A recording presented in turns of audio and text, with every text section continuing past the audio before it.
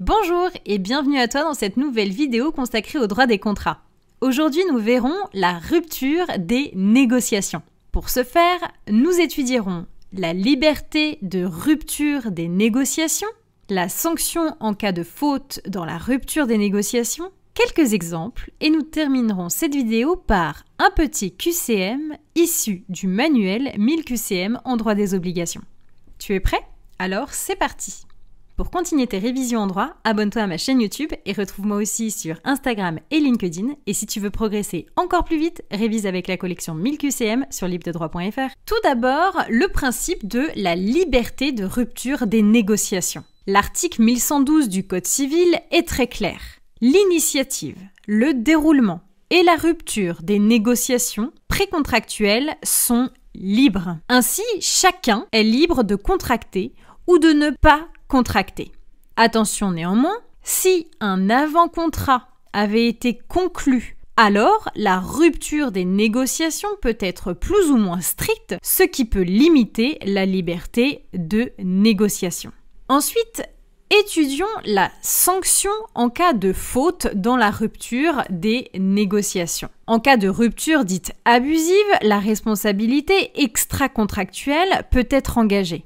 Pour cela, il faut démontrer une faute commise à l'occasion de la rupture. Attention toutefois, si la faute a été commise dans le cadre d'un avant-contrat qui avait pour objet d'encadrer les négociations, alors bien sûr, ce sera la responsabilité contractuelle qui pourra être engagée. Alors quel est le fait générateur? Tout d'abord, la faute ne peut pas être constituée uniquement car la personne a rompu les négociations. Aussi, le fait générateur permettant de qualifier une faute dans le cadre des ruptures des négociations ne peut s'appuyer uniquement sur les circonstances de la rupture, c'est-à-dire la manière dont ça a été rompu.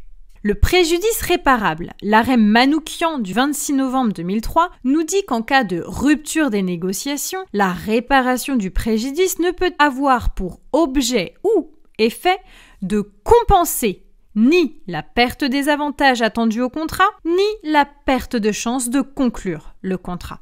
Enfin, la responsabilité des tiers.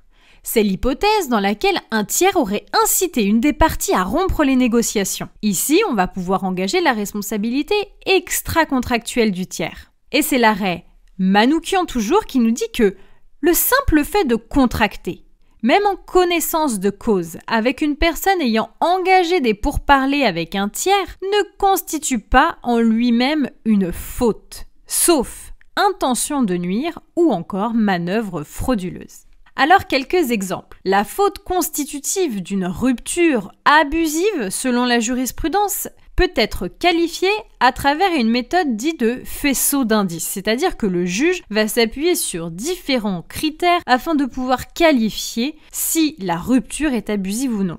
Notamment au regard de la durée des négociations. Si les négociations ont duré 6-8 mois, dans ce cas-là, effectivement, s'il y a une rupture, on pourrait estimer qu'elle est abusive. Les frais engagés, il y a eu beaucoup d'allers-retours pendant 8 mois de négociations, peut-être même des trajets d'avion, des trajets de train. Tout cela est pris en compte par le juge. Également la manière dont la rupture a été engagée. Ou enfin, les motifs de la rupture. En ce qui concerne le préjudice réparable, eh bien, on peut mentionner une perte de temps, de moyens, ou encore la perte de chance de conclure avec un tiers. À présent, teste tes connaissances à travers plusieurs petits QCM issus du manuel 1000 QCM en droit des obligations. À bientôt!